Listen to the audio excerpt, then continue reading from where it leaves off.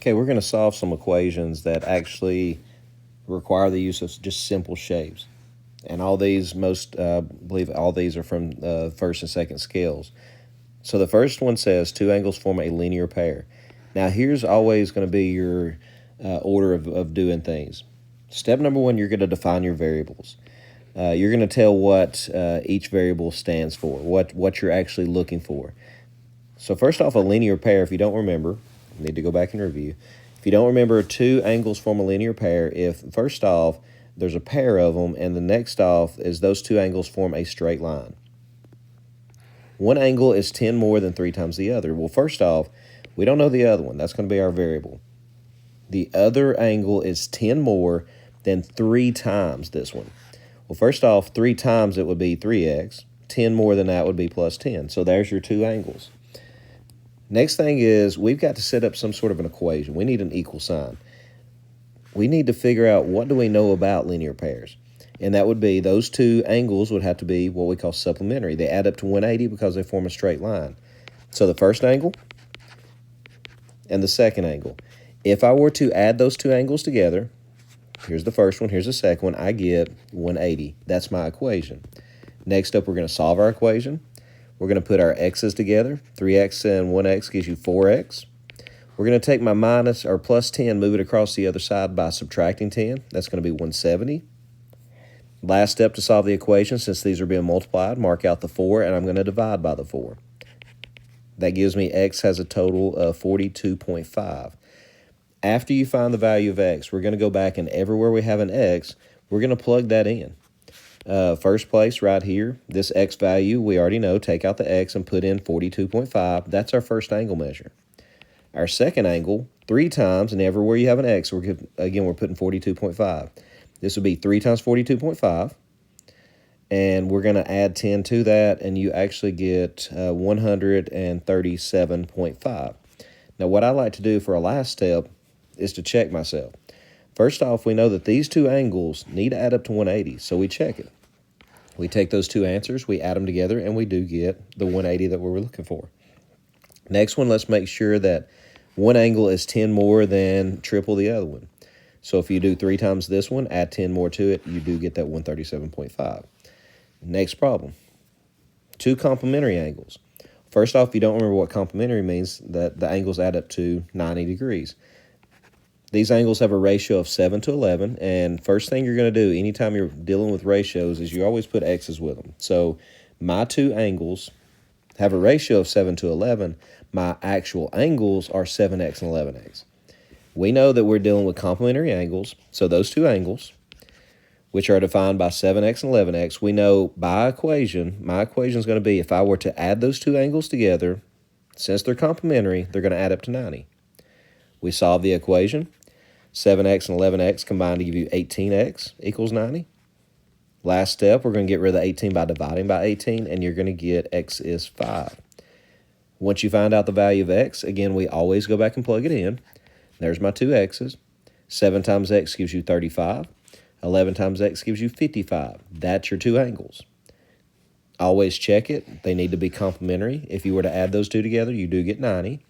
They're supposed to have a ratio of 7 to 11. If you were to divide both of these by 5, you get 7 and 11. So they do have that ratio.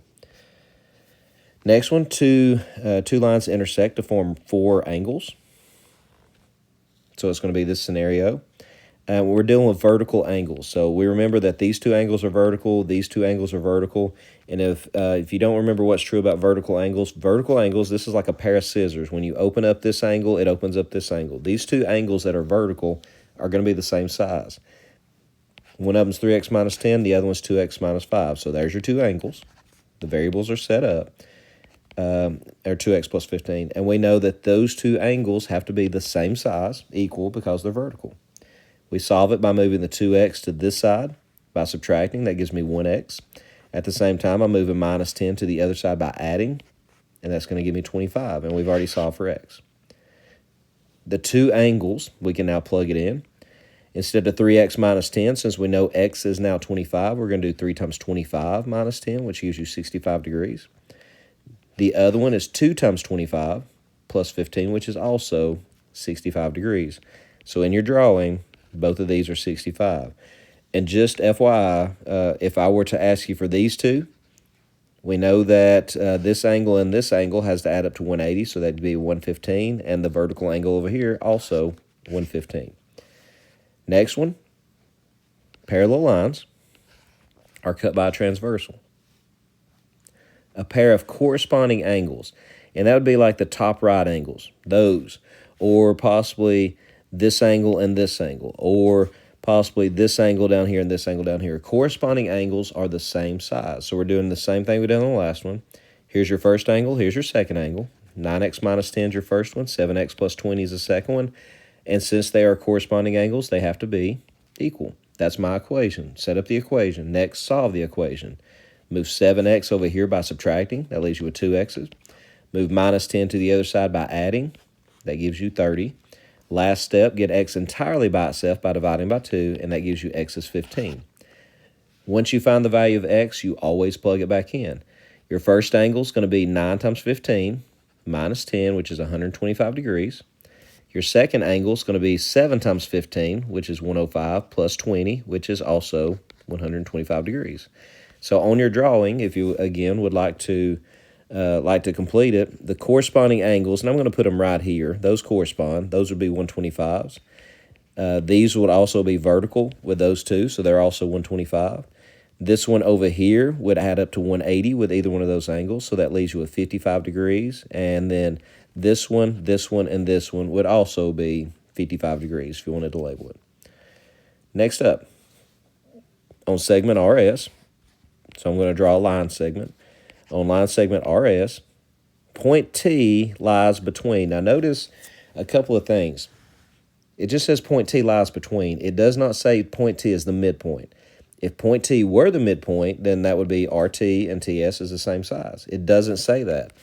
It just says point T lies somewhere between. It says that RT is 8x minus 4. It says that TS is 3x plus 11.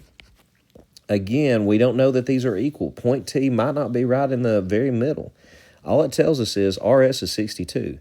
This is segment addition. We know that the length of RT, if you were to add it to TS, let's do another example of this. If I've got RT and S, and I know RT is 3 and TS is 5, then the whole thing would have to be 3 plus 5. The whole thing would be 8. So this segment combined with this segment has to equal the whole segment. That's your equation. 8x minus 4 and 3x plus 11, which are those two small distances. When I was to add them together, I would have to get 62, which is the whole length. Now let's actually do that. Let's combine our like terms, 8x's and 3x's, put them together, that's 11x's. My minus 4 and my plus 11, I'm moving to the other side by doing plus 4 and minus 11. So it's going to be, let's see, plus 4 would be 66, minus 11 is 55. Last step, get rid of the 11 by dividing, and you get x is 5. Once you find the value of x, we're always plugging it back in where the x is at. This is 8 times 5, 40, minus 4 is 36. Plug it in here, you get 3 times 5, which is 15, plus 11, which gives you 26. Then you always check it.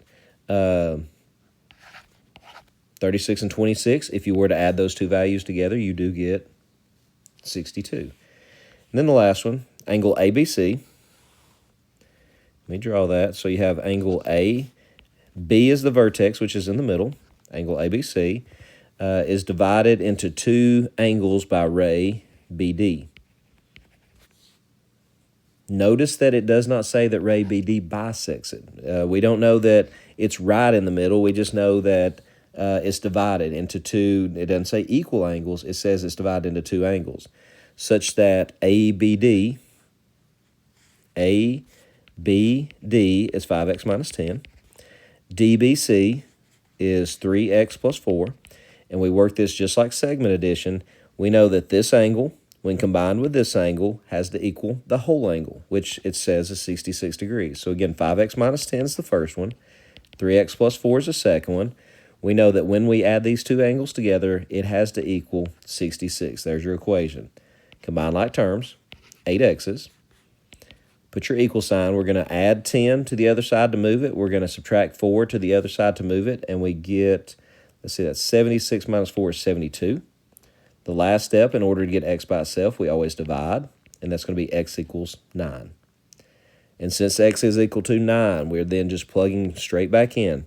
5 times 9 minus 10 would give you 35 degrees. 3 times 9 plus 4 would give you 31 degrees. 35 degrees and 31 degrees, to check it, do add up to 66 degrees.